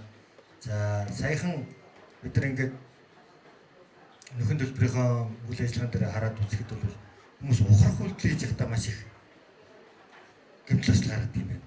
Тэр нь одоо юу гэдэг юм жоохон л өөрийн хайхарамжгүй байдал гэдэг юм уу одоо юу гэдэг юм. Тийм байдлаас болоод ухрах үйлдэл дээр бол маш их жолоочийн хариуцлага даатгал нөхөн төлбөр авдаг юм байна. За мөн дээрэс нь игнээ байр солихдоо баруун гардалтаа яваа тээврийн хэрэгсэл төрүүлж байр эзэлнэ гэснийг л зөрчөөл хоёр талаасаа хавирлцдаг. За туслах замаас төв зам руу орохдоо төв замаар явж байгаа машинтаа зам тавьж өгнө гэдгээс хамааран бидийг бас анзаарахгүй байдлаасаа болол явждаг. За тэгээд жолоочийн хариуцлагын даатгалт бол хамгийн топ 3 даатгал нь. За тэгээд дараагийн асуудал бол нөгөө нэг араас нь мөрөгчдөг тий. Урдаа яваа тээврийн хэрэгслийг хоорондын зайгаа барьж эзлэхгүйгээс болоод тэр нь болохоор яг ингээд амьдрал дээр хараад үзэхээр бол жолооч нар гар утас маш их хэрэгжилж яваад байна. Зам дээр таавах ингээд гэрэл нөхөн дээр харддаг бол явахгүй ингээд сигнатуулж байгаа машин ч гэдэг юм уу эсвэл ирээл зогсож байгаа машин болгон ерөөсөө уцаа хажуудаа барьжтэй. Тэгэл уцныхаа дэлгэцийг харж байгаа л тэр хоорондоо нөгөө урдах зайгаа мэдрэхгүйгээр очиод мөрөгч нь эсвэл нөгөө уцаа гараа унгачаад авахгүй доош тонгохтой очиод мөрөгч нь гэх мэт нэг иймэрхүү үйл явдлах санамсар боломжгүй байдлаас хамаарат зам тээврийн осол бол маш ихээр гарч идэг. Тэгээд жолоочийн хариуцлагын даатгал маань өөрөө яалчгүй Монгол улсад албан журмын даатгалыг хэрэгжүүлж гиснээс хойш хүмүүсийн амьдрал даатгал ямар чухал вэ гэдгийг бол мэдрүүлж байгаа бүтээгдэхүүний нэг 2012 оноос эхэлж хэрэгжсэн байж байгаа. За одоо ингээ 12 жил мөрдөгж байна. Гэхдээ л та бүхэн яг ингээ Монгол улсад байгаа нийт машин болон даатгуулсан машиныхын тоог харьцуулах үзэх юм бол нэг 70 орчим хувийн л жолоочийн хариуцлагын даатгалтай бүр хамрагдаж байгаа. Бус нь бол хамрагдахгүй л явсаар байгаа. Ялангуяа хөдөө орон нутагт малын бэлчээр дээр бид нар ашигладаг даатгалаа хамруулахгүй тохиолдол байна. За энэ жил би тээврийн хэрэгслээ унахгүй, идэлгүй гаражид бүтэн байлгана гэдээ хамруулдаггүй хүмүүс байна. Эсвэл өөрхийн нөгөө гэрээнийхээ хугацаа дуусныхаа үл анзаараад явж байгаа л даатгалдаг хүмүүс ч байдаг. Тэгэхээр энэ бол ингээд хамгийн өндөр хамрагдaltaй байдаг даатгал маань их 70 орчим хувьтай байдаг. За тээврийн хэрэгслийн даатгал бол сайн дурах учраас хүмүүс даатгуулсч болон даатгуулахгүй жиж болно. Гэхдээ яалтчгүй нөгөө нэг банкнаас юм уу банк усаас зээлээр авч байгаа тохиолдолд нөгөө төлөв барьцаа хөрөнгөч болж хувирж байгаа тохиолдолд нөгөө байгууллагын шаардлагаар бол даатгуулаад байгаа. За байгууллагууд бол мэдээж жолооч ажилтан хөсөлж ажилладаг учраас тээврийн хэрэгслүүдийг бол байшгүй даатгуулдаг. Ингээд тээврийн хэрэгсэл даатгуулж байгаа нийт хамрагдалтын хувь нь бол нэг Монгол улсын зах зээл дээр 30 орчим хувь максимумдаа даатгуулдаг. 70% нь даатгалгүй л яваад. Монголчууд бас их жоохон хэнэггүй усуд байгаа гэдэг. Ипотекийн зээл гэж үүдэг тав хүмүүдэг. 150 мянга орчим ипотекийн зээл гарсан л гэдэг. За тэгээд энэ ихний 1-2 жилдээ бол нөгөө ипотекийн хууль журмынхаа давуу бол заавал хамрагдаа яваад байдаг. За тэгэл 2 дахь 3 дахь жилээс эхлээл хамрагдлалт нь байхгүй болчихдог. Бас нэг 10% хамрагдaltaй үлдээл үлзэн үн сунгадаггүй. Банкуд нь сунгаж чаддаг. Яагаад тэгэхээр даасанд мөнгө алгаа энэ үн чинь дан сунгаж чадахгүй байна гэж хэлдэг. Тэгэхээр ингээд нөгөө сайн дурын даатгалыг Монгол улсад хөгж боломжоор нэлээд хязгаарлаад байдаг. Нөгөө бид нар даатгалын бол их ярих шүү дээ. Олон улсын жишг ярьдаг. Нийт даатгалын олсон хураамжийг нь дотоодын нийт бүтээгдэхүүнтэй харьцуулахад бол одоо дэлхийн жишг маань өөрөө 6.8%-тэй яваад байдаг. Монгол улсынх 0.158 нөөдлөс 12-3 дахин бага яваад байдаг. За тэгээд дундаж бас тоо байдаг. Дэлхийн энэ улс орнуудын дундаж даатгалтаа зарцуулж байгаа мөнгө маань нэг 1000 орчим доллар байна. Эсвэл 3.3 сая орчим төгрөг байна гэсэн мэдээ яваад байдаг. Монгол улсынх бол нэг 100 мянган төгрөг л байдаг. Тэгэхээр энэ хоёрын хоорондын зөрүү бол маш их байгаад байдаг. За мэдээж энэ бол өнөөдрийн эндэлгааны төвшин олж байгаа цалин мөнгөтэй хэдийгээ холбоотой хэдий боловч даатгал маань өөрөө ямар ач тустай бүтээгдэхүүн ямар эрсдүүдээс хамгаалж сэргийлдэг тал дээр бол яалчгүй иргэдийн боловсролыг дээшлүүлэх чиглэлээр бол ажиллах зайлшгүй шаардлагууд байдаг. За энэ дээр бол санхүүгийн зохицуулах хороо, даатгалын компаниуд, албан зургийн даатгалын холбоо хамтраад явуулдаг боловч энэхүү үйл ажиллагаа нь яг төдийлөн бас үр дүнгээ өгөхгүй байгаа. Тэгэхээр магадгүй боловсрол санхүүгийн боловсролыг 10 жилийн сургуулийн хөтөлбөрт нь оруулах, ихтэй сургуулиуд дэлгэрэнгүй зааж танилцуулдаг байх гэдэг боловсролын төвшөнд нь л авч үзэхгүй бол бас нэг тодорхой хэмжээнд бол бас хөгжил бол удаашралтай л яваад байгаа нэг тийм хувь нийл юу юм да бодол.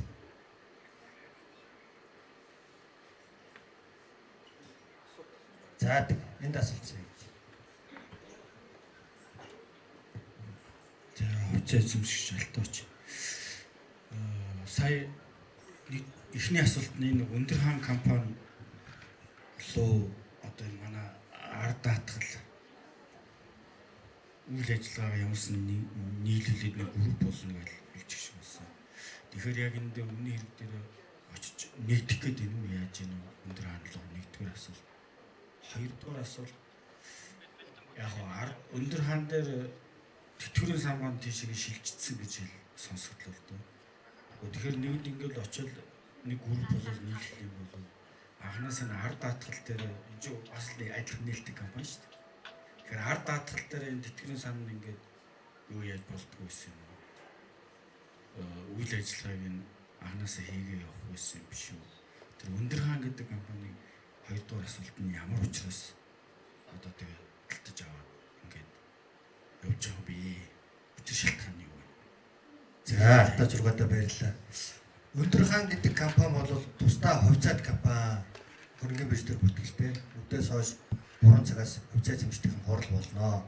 За энэний голлох хувьцаа эзэмшигчд нь бол мэдээж ард цагийн үед бол түүний охин компанид байдаг.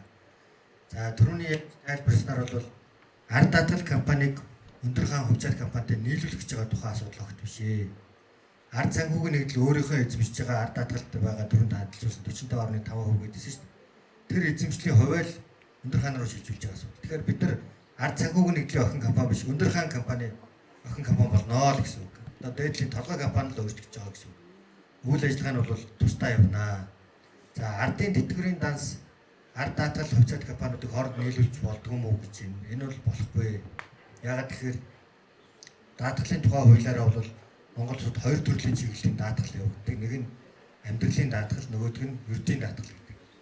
Хоёр тусдаа лицензтэй, хоёр тусдаа үйл ажиллагаа явуулдаг компани байгаа. Манай хувьд бол ердийн даатгалтай хамрагч явдаг. Ердийн даатгал гэхээр хөрөнгө болон хариуцлагын даатгалуудыг хийж явдаг.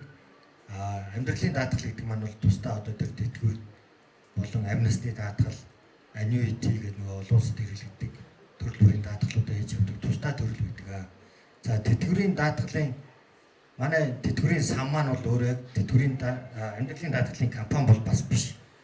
Та бүхэн мэдж байгаа хуулийн шинжилгээ хийгдэх гэдэг тэтгэвэр нөгөө шатлсан олон тулгуурт тэтгэврийн даатгалтай байлгаа хэрэгтэй гэсэн тэр санаачлалын дагуу явагдаж байгаа сангийн асуудал байгаа. Тэгээ хоригдлын сан байгаа, тэтгэврийн хоригдлын сан. Тэгэхээр энэ хоёр компани бол хоорондоо үйл ажиллагааны чиглэл нь өөр учраас нэгдэх боломж байхгүй. Ялаа одоо бол ялангуяа энэ сая хаврын жуулганаар бас хэлчихсэнгүү тэтгэврийн хоригдлын сангийн хуульд өөрчлөлт орвол бас санхүүгийн зохицуулах ороос тусдаа лицензээ аваад үйл ажиллагаагаа бас тэнд бүртгэлээд явах өөр чиглэлийн компани байна. Тэгэхээр тэрүүн одоо гав хаяг захирал болон залбаа захирлын тайлбарснаар бол өндөр хаан гэдэг хувьцаат компанийн доор ард тэтгэврийн данс болон ард даатгал маань нэгдснээрээ нөгөө синержи үүсгэх, харилцан хамаарал бүгэ үйл ажиллагаагаа хамааралтайгаар илүү явах, олон түмэнд илүү хүртэх гэдэг зорилгын хүрээнд л хийж байгаа асуудал юм байна шүү. Тэгээд ард санхүүгийн нэгдлийн өөрөө түн хэлээд байгаа шүү дээ. Хөрөнгө оруулалт биш холдинг компани болно гэд яриад байсан залбаа захирал. Тэгэхээр тэр зорилгын хүрээнд хийж байгаа асуудал. Тэгэхээр нэс ард даатгалын компани үйл ажиллагаатай бол ямар нэгэн байдлаар үлдээдэг бол өөр тусдаа асуудал байна.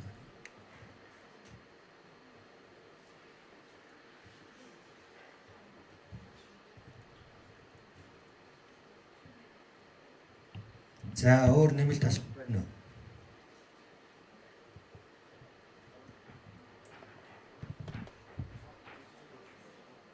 За тэгвэл санал хураалтаа эхлүүлье. Тэгээд санал хураалт маань өөрөө хэдэн минут хүрэлцээр байна.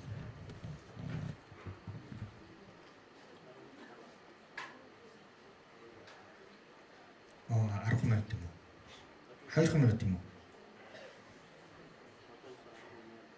За. Тоолгын комиссийн тайлбарсны дагуу бол одоо ингээд 11 10 хүртэл санал асуулт санал хураалт маань бол явагдаж байгаа юм байна. Түрүүнд хэлснээр та бүхэн одоо энэ цаасаар болон ард аппликейшн ашиглаад ард аппараа саналаа өгчих боломжтой. За дээрэс нь 11 10-аас 20 хооронд бол нэгтгэл гарах юм байна. Нөгөө тоолгын комисс маань өөрөө санал өгсөн нийтэд оролцсон хүмүүсийнхаа 90% нь саналаа зөвшөөрсөн, татгалзсан, төдөлдсөн байдлаар өгсөн талаар бол гаргаад тэгээ 11 20-д тоолгын комисс маань санал хураалтанд дуусгаад тоолгын үр дүнгээ танилж болно гэж ойлгосон зөв. За их баярлалаа.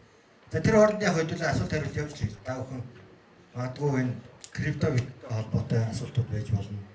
Одоо энэ 7 хоног бол тэр чигээрээ ардын охин компаниуд бол энэ крипто вик гэсэн нэрийн доор бүх хувьцаа эзэмшдийнхаа хурлуудыг хийж байгаа. За мөн үйл ажиллагаануудаа бол хүмүүст дэлгэрэнгүй танилцуулж байгаа. 17 давхар болон 13 давхруудаар байрсан манай компаниудын бүх байрнууд дээр бол танилцуулгад бүрээ хийж байгаа.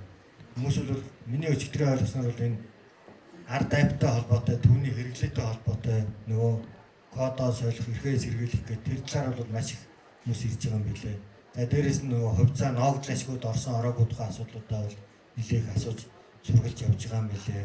Ялангуяа Эрдэнэс тавталгаатай холбоотой тараасан хувьцаанууд чинь зарим нь нөгөө дансанд бодлоод орохгүй үн цасны компани дээр үн цасны төлөвлөсөн хадгалагчийн төв дээр байгаа юм билээ шүү дээ.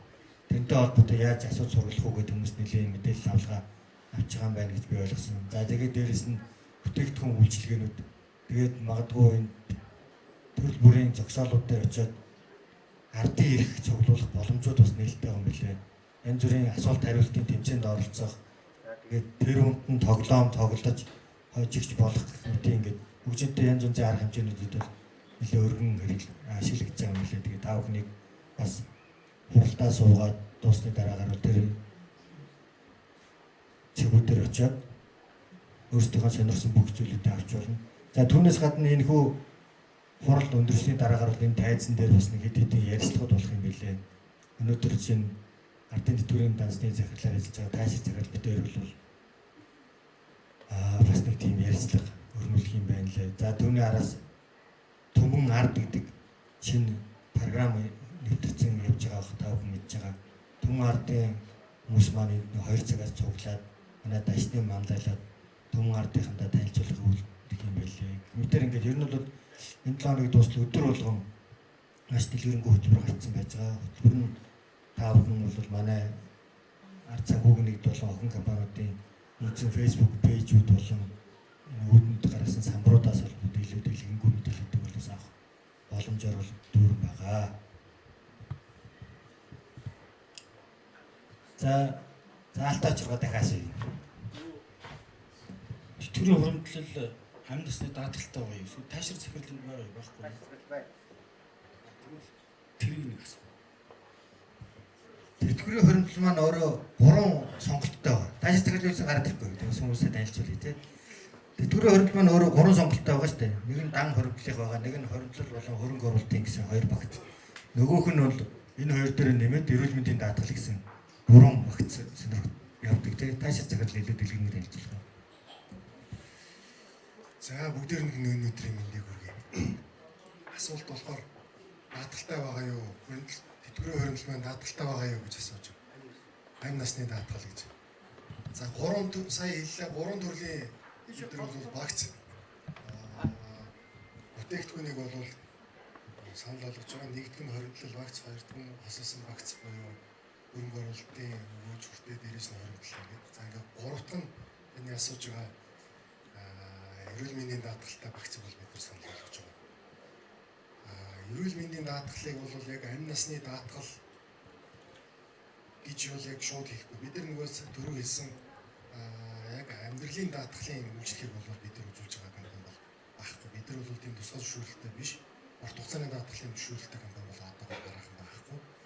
Тэгэхээр амьдралын даатгалыг бол арай өөр зохицуулттай, арай өөр бүтээгдэхүүн байдаг. Одоо бол тэтгэврийн данс эзэмшиж байгаа хүмүүст бол эрүүл мэндийн даатгалтайгаар бол бүтээгдэхүүнийг бол хавсарсан байдлаар бол санал болгож байгаа гэж байна. Гэхдээ эрүүл мэндийн даатгалдаа юу ордог вэ гэхээр зэрэг гинтийн өвчлөл, даатгалд хамрагдсанаас хойш гинтийн өвчлөлөөр өвдөх. За гинтийн одоо ослолт өртөгч гэдэг юм уу, иймэрхүү эрсдлүүдээс бол даатгах байгаа юм бүтээгдэхүүн. Нэг асууч л да. Би өчигдөр энэ нөгөө тэр тэтгэврийн хоримтлалын үйлчлэгээ авсан юм л да. Тэгээд тэн дээр надад нэг хэлэгдсэн юм болохоор өвлөгдөн гэж нэг хэлсэн байна. Тэгэхээр энэ өвлөгдөн гэдэг байгаа чинь ер нь амьдралын даатгалын нэг чиглэл рүү явж байгаа юм биш үү юу л гэж. Тэгээ яг тэр амьдралын даатгалыг хэлэхгүй мөртлөөсөө өвлөгдөх боломжтойг надад хэлсэн. Зөв. Тэтгэврийн хоримтлал маань бол хувийн тэтгэврийн хоримтлал бол одоо бидний нийгмийн даатгалын шимтгэл төлж байгаа энэ нийгмийн даатгалаас бол хамгийн гол ялгаа нь бол энэ өвлөгдөх. Өвлөгдөж байгаа. Энэ боломжийг бол нийт харилцагч нар тэтгэврийн хоримтлалын данс эзэмшигч нартай манайх бол олгож байгаа. Тэгэхээр өвлөгдөн гэдэг нь тэтгэврийн хоримтлал эзэмшигч маань өвлүүлэгч өөрөө сонгож байгаа. Манай эхнэр байх юм уу, нөхөр байх юм уу, эсвэл хүүхдүүд байх юм уу. Энийгээ бол нэрийн дансаа нийлэхдээ бол өвлүүлэгчээ бол өөрөө сонгоод тэрнийг гэрээгээ хийж байгаа. За ингээд жишээгээд ярих юм бол сая энэ жил сая 1-р үйлрэл бид нар бас яг ийм тохиолдол бол гарсан. Харамсалтай байдлаар бол манай харилцагч маань сар болгон хоримтлаа хийж исэн залуухан тэтгэврийн данс эзэмшигч маань бол гинтийн ослоор, автын ослоор бол насурсан. За энэ тохиолдол дээр юу болсон бэ гэхээр яг өөрөө өвлүүлэгч гэрэн дээрээ өвлүүлэгчийн бол өөрөө аавыг бол гэрэн дээрээ зааж оруулсан байсан. Тэгэхээр яг энэ заалтынхаа дагуу одоо яг тэр хэрвээ тийм гинтийн янз бүрийн ингээд хоримтлаа үүсгээ явж явах явцдаа ингээд гинтийн байдлаар иймэрхүү зүйл болох юм бол тэр гэрэн дээрээ зааж өгсөн тэр өвлүүлэгч рүүгээ хоримтлал нь бол бүрэн шилжиж явж байгаа. За ингээд эсвэл хуваагаад ч өгсөн байж болдог. Одоо юу гэдэг нь 3 хүүхэд бол өөрийнхөө хоримтлалаа 3 хуваанаа гэдгийг өөрсдөө бүр хуваараа заагаад өгчөж байгаа. 33% томдооч гэдэг юм. Ингээд хүүхдүүдтэй 33% нөлөөлөлт нээж гэдэг юм. Энийгээ бол гэрэн дээр бол бүрэн заагаад өгөх юм боломжтой байдгийг шүү.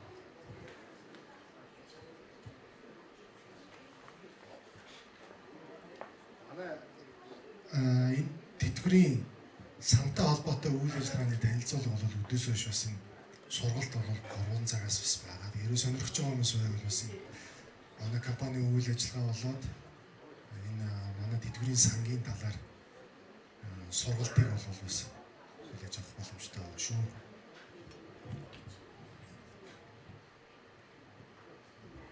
Тэгээ алдаачруу асууж байгаа бас зөв дээ. Яг энэ тэтгэврийн хоримтлал гэдэг маань өөрөө яг амьдралын даатгалын бас нэг бүтээгдэхүүн баггүй юу? Одоо ер нь бол амьдралын даатгалын компани тэтгэврийн хоримтлалыг давхар үзүүлж боддог. Тэтгэврийн хоримтлалын сан тусдаа үйл ажиллагаа явуулсан шээс болдог. Тэгэхээр бол энэ нэг аль нь альнийх юм бэ гэдэг нэг нэг жоохон ойлгохгүй байх магадлал байгаа. Гэтэ бол олон улсад бол аль аль нь давхар явж идэг.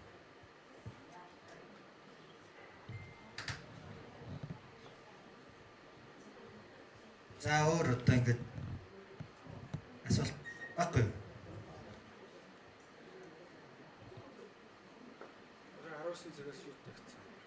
Орой 19 цагаас хүлээ авалттай.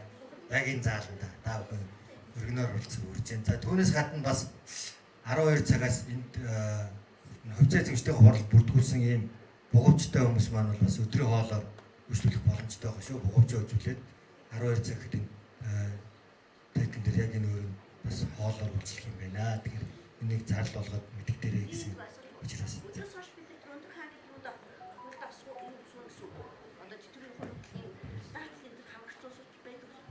Өндөр хаан хувьцаат компани хувьцаа эзэмшигчд оролцох ёстой. Оролцохгүй байж болно та. Ёстой бол бас биш. Та яг өндөр хаан компани хувьцаа эзэмшигч бол заавал оролцох ёстой. Зүгээр сонирхож байгаа бол бас адилхан бид нар онлайнаар явагдах баг. Тэгэхээр онлайнаар бас тэрийг сонирхоод эрхлэх боломжтой байгаа. Өндөр хаан хувьцаат компани үйл ажиллагааны талаар бол өдөр 15 цагаас ярив.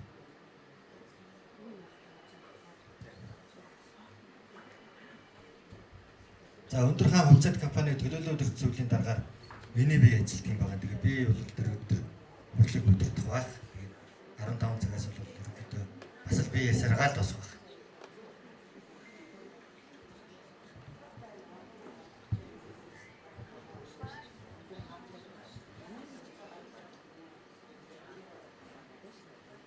Өндөр хаан хувьцаат компани хөрөнгө оруулалтын чиглэлийн компани. Ер нь бол анх үүсгэн байгууллагатай хөдөө аж ахуйн чиглэлийн үйл ажиллагаа компани юм байлээ. Одоо нөгөө нэг анх 90 онд томчлол гараад компаниуд янз янзын байдлаар үүсгэн бий болсон шүү дээ. Тэгэл хөрөнгөний бирж дээр бүртгэлтэй болоод зарим нь тэгэхэд бол өндөр хаан гэдэг маань өөрөө тэр Хинтээ аймгийн өндөр хаан хотын нэрийг аваад тэр хэвдээ газар тариалангийн үйл ажиллагаа явуулдаг компани байж байгаад үйл ажиллагаа зогссон байсан. За тэгээд хэдэн жилийн өмнө ард санхүүгийн нийтлэл бодлож яваад хөрөнгө оруулалтын чиглэлээр үйл ажиллагааны чиглэл болон хувьцааны дийлэнхийн хувьд бодлож яваад чиглэлийг нь өөрчлөлт ажиллаж байгаа. Тийм компани бий.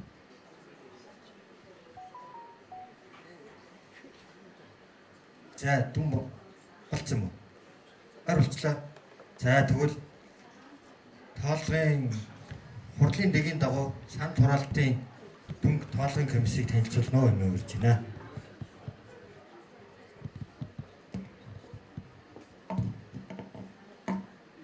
За цаг бадрах царилтаа баярлалаа. За артаатгал хувьцаат компани хувьцаа эзэмшдэг ээлжид хурлын дэгийн дагуу тоолгын комиссаас энэхүү хурлд холбогдох хилцэг асуудлын хүрээнд санал хураалтыг хааж санал хураалтын дүнг нэгтгэн танилцуулахад бэлэн болоод байна. Артаатгал хувьцаат компани хувьцаа эзэмшигчдийн ээлжид хурал нь компани тухай хуулийн 67 дугаар зүйлийн 67.3-8 дахь заалтын дагуу хувьцаа эзэмшигчдийн ээлжид хуралд оролцсон болон саналын үзээр урьдчилан ирүүлсэн саналыг тоолж санал хураалтын дүнг нэгтгэснийг үндэслэн тогтоох нь хурлаар хилцсэн компани 2023 оны үйл ажиллагааны болон санхүүгийн тайлангийн талаарх төлөөлөл удирдах зөвлөлийн гаргасан дүгнэлтийг батлах тухай асуудал хуралдаанд оролцсон саналын эрхтээ нийт 16,290,156 ширхэг буюу 65.16% хувьцаа эзэмшигчдээс саналын хуудасаар болон цахим хэлбэрээр 16 ширхэг 285,656 ширхэг буюу 65.14%-ийн зөвшөөрлсөн саналагч компани тухай хуулийн 62 дугаар зөвлөлийн 62.1-ийн 9 дахь залцсаар компани 2023 оны үйл ажиллагааны болон санхүүгийн тайлангийн талаарх төлөөлөл удирдах зөвлөлийн гаргасан дүгнэлтийг батлах тухай асуудлыг батлан шийдвэрлэлээ.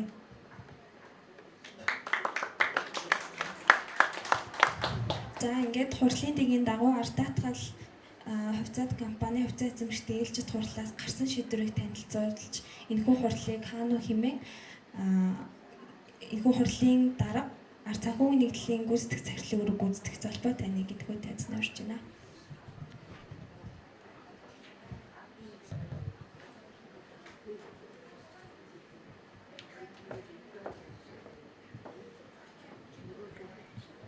За идэвхтэй оролцсон хувьцаа эзэмшигчдээ бүгдээр нь баярлалаа. Та бүхэнд бас сонирхолтой мэдээлэл авсан болов уу гэж бодож байна. Тэгээд өшөө дэлгэрэнгүй асуултаа байл бид нар бас манай офис төр хүссэн цагтаа яриад бас асуух боломжтой байгаа шүү. За тэгэхээр өнөөдрийн тогтоолын хувьд гэвэл хувьцаа эзэмшигчдийн хурлын тогтоол 2024 оны 4 сарын 23-ны өдөр Улаанбаатар хот тогтоолын дугаар 0124 2023 оны үйл ажиллагааны болон санхүүгийн тайланг батлах тухай гэдэг тогтоол байна. Энд түрүү баталсан биз дээ, уг нь. Түрүү баталсан. Дахиад уншчих юм уу те. Тэгэхээр өнөөдрийн хувьцаа эзэмшигчдийн хурлаас гарч байгаа ганц шийдвэр тогтоол маань энэ байна. Би дахиад уншия. Компанийн тухай хуулийн 62 дугаар зүйлийн 62.1-9 2024 оны 4 сарын 23-ны өдөр хувьцаа эзэмшигчдийн ээлжид хурлын тогтоолын комиссийн номер 2 тоо тогтоолыг тус үндэслэн тогтоох нь. 1. Артаатгал ХК-гийн төлөөлөл удирдах зөвлөлийн дүгнсэн 2023 оны үйл ажиллагааны болон санхүүгийн тайланг хавсралтаар баталсгаа гэдэг тогтоол маань ингээд хүчин төгөлдөр болж байна. За тэгэхээр хувьцаа эзэмшигчдээ идэвхтэй оролцсон хувьцаа эзэмшигчдээ бүгдээрэнд нь баярлалаа. Тэгээд ингээд хурлыг аль бие усаар хааж байна. хүчтэй хамтдаа. За хуралдаа идэвхтэй оролцсон та бүхэндээ маш их баярлалаа. Тэгээд дараагийн хурлууд түрүүнд арцын үнэгдлийн төлөөлөл үзүүллийн дараагийн хэлснээр тий удахгүй 6 сар дахин хуралдах боломжтой юм байна. Тэгээд энэхүү хуралд бас идэвхтэй оролцож дахин уулзсан учрын ерөөл шүлье. Та бүхэндээ маш их баярлалаа.